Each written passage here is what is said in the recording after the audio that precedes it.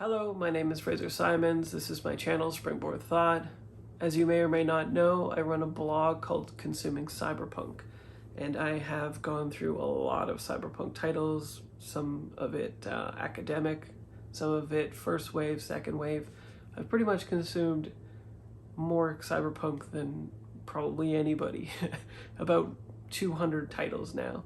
And I did that because I'm a game designer, I was working on cyberpunk books, and I wanted to get immersed in it and learn and figure out what was going on in the genre.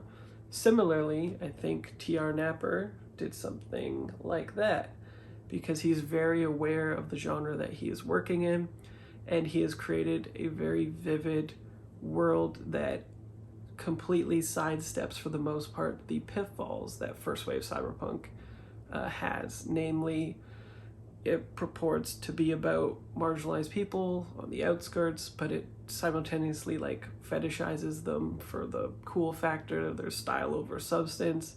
There's a lot of cyberpunk tropes that is there simply for the aesthetic that people like, but is not what I would call really a tenet of the actual subgenre.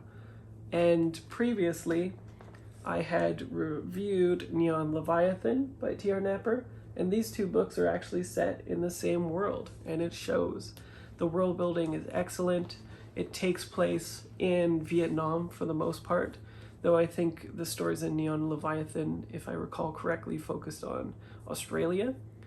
And the major powers of the world have been restructured, lines have been redesignated, some countries no longer exist, and the major countries' powers, not really including the corporatocracy that emerges to dominate government anyway, is China, Vietnam, and Australia. But this book primarily goes into colonization and the generational trauma caused by such a thing in regards to China and Vietnam. There is the relationship that ostensibly is recreated with America and Vietnam with the war, but since it's the future, there's been another altercation, or basically genocide slash imperialistic movement on Vietnam, that it has since sort of stuck itself out from under the thumb of China, but it's characterized anyways like the little brother of China, and China is kind of trying to bring it more in line. Mysteriously, or perhaps not so mysteriously, a game is disseminated into Vietnamese culture, specifically in Hanoi, or Hanoi, depending on the pronunciation. Another good aspect of this actually is that everything is colloquial to Vietnamese, as far as I can tell anyway. I'm not familiar with the language, but everything seems to be localized for that language, and so you need to look it up. That's one of the pitfalls corrected as far as I'm concerned. First wave cyberpunk generally co-opted foreign words for fetishistic purposes, whereas this situates the character and the world directly into the country that it belongs to, which is a big step forward as far as I'm concerned. Anyway, this game, which is mixed reality essentially, so it's its version of cyberspace, where the user who plugs in is not simply playing a game, nor are they simply engaging in augmented reality. It's mixed or hybrid reality where the game feels as real as life, even though the repercussions of playing the game usually are not as severe as if you're in the physical world. There's some feedback that makes it feel real because it's directly plugged into your brain generally, but you know you're playing a game. This particular game, though, is a simulation of the Vietnamese War that is essentially hyper-realistic propaganda that roots itself into the mind of the user in sinuous, very insidious ways, I would say. And in this world, we find Lin Vu, our protagonist, who is a transplant from Australia. She is straddling multiple identities. She, I believe it's revealed, is Chinese in origin of some accounts. Her parents were killed at a very young age. She got adopted by a white mother in Australia. And then when world events transpired, they were then moved to Vietnam. And there they're trying to live as legal immigrants, make some money, really just kind of exist. And at a young age, she is assaulted, which I think is actually handled quite well, especially for a male. This book actually goes in a lot of directions where it is signaling to the reader that it is going one way and then deliberately takes a left turn because it knows it's a trope or a pitfall of the genre. So I actually felt like I was in quite well-handled hands, basically. She is almost assaulted, and a gangster essentially saves her for the most part and offers her a job. And we meet Lynn years later as this number two gangster person. She's the enforcer. She's known as the silent one. She's got a good mix of masculine and feminine qualities and traits. She's a queer woman, and she doesn't take shit from anybody. As far as the hierarchy goes, they seem to be fairly up there. Definitely not the highest, but they have a peace amongst the gangsters that enables everybody to be prosperous without it being, all out war on the streets as it used to be in the previous altercations between these various gangs in the city, apparently in Hanwha. But a white man who is purportedly British, or ostensibly so anyway, if you've read any Cyberpunk, the people that give jobs to people are very mysterious and shadowy and obfuscate their identity in multiple ways. And this is very much that, a trope that I like quite a bit. This guy, anyway, is claiming to be the designer of the game that I mentioned. His partner is missing, and he wants Lynn to find him. So she essentially lands a pretty cushy job as a PI, even though she doesn't know how to be a PI. It's very noir-esque in that way. As she navigates the clues, the danger and the stakes are constantly raised. It's a powder keg kind of book, and all of the characters I feel are very well realized. They all have Vietnamese names that make sense. As I said, the text is normalized or localized to Vietnam. The author has lived in these places. He's studied cyberpunk, and it feels like he put in the work to do this book.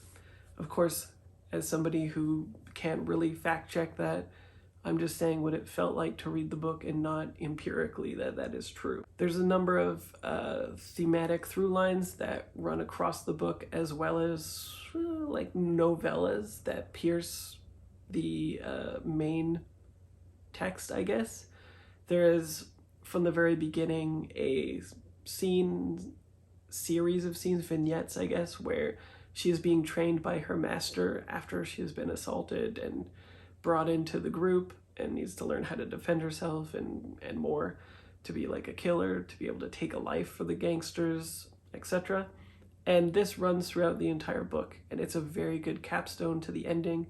It makes a lot of sense. And then there is also the sections in which she is playing the actual game when she interfaces with it. That's a completely separate amount of chapters. And then there are flashbacks that make it in as well. So it's frenetic, as you might expect from a cyberpunk book. These cross the line between noir thrillers / westerns and new frontier angle for cyberspace.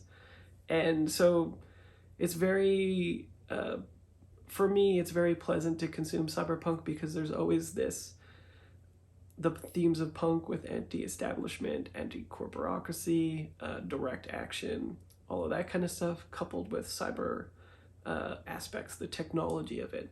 And in this case, the technology feels like it's something interesting, new, very intrinsic to the themes around genocide and cultural identity and war, military fiction, propaganda, all of that kind of stuff.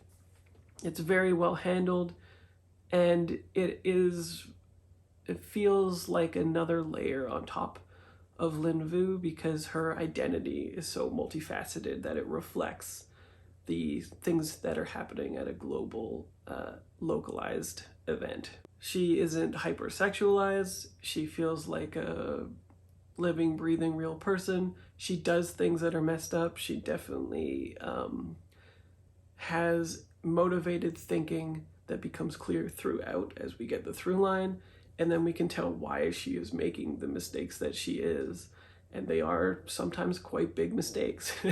In, again, the noir aspect of things, she gets pretty beat up, both emotionally and physically. The people around her can be put in precarious situations because of the way that she interacts with other people and her lack of foresight, shall we say, of how those things interact with the people in her orbit. We also get some really good world building parceled out. There's a few through lines, mostly to do with memory, which is also kind of like catnip to me. How memories are formulated, what that does for our identity, what we now understand about identity as it relates to memory, as well as consumerism, how we internalize the things that we consume, our defaultism, how that's created. There's some great fight scenes, very realistic. It's not over the top.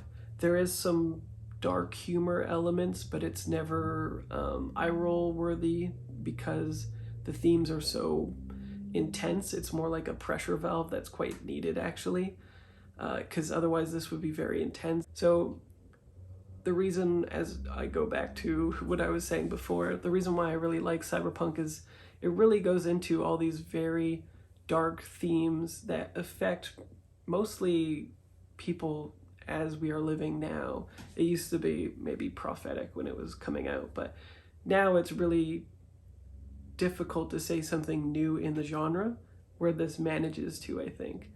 Not only does it manage to be not Western centric, it also manages to center a marginalized identity that's queer in a very realistic and good way. And it manages to make you confront notions about technology that isn't technophobic, which is another pitfall of first wave cyberpunk, as well as delivering it in like this frenetic, fast-paced thriller model, which, by the way, I would put this still as genre fiction. It's definitely written to be accessible, contemporary prose. Again, it's a very deceptively easy, almost addictive way to consume a product, which is what the format has always tried to mirror, while trying to convey philosophical underpinnings, thoughts about technology, hopefully speculative wise, and other socio-economical things, as well as identity. A very sleek, sexy presentation that deceptively gets you to learn about a whole bunch of interesting things if done right, and this definitely does. I gave it 4 stars, highly recommend it, and if you pick it up, please comment on this video and tell me what you thought, and otherwise I will see you next video. Bye.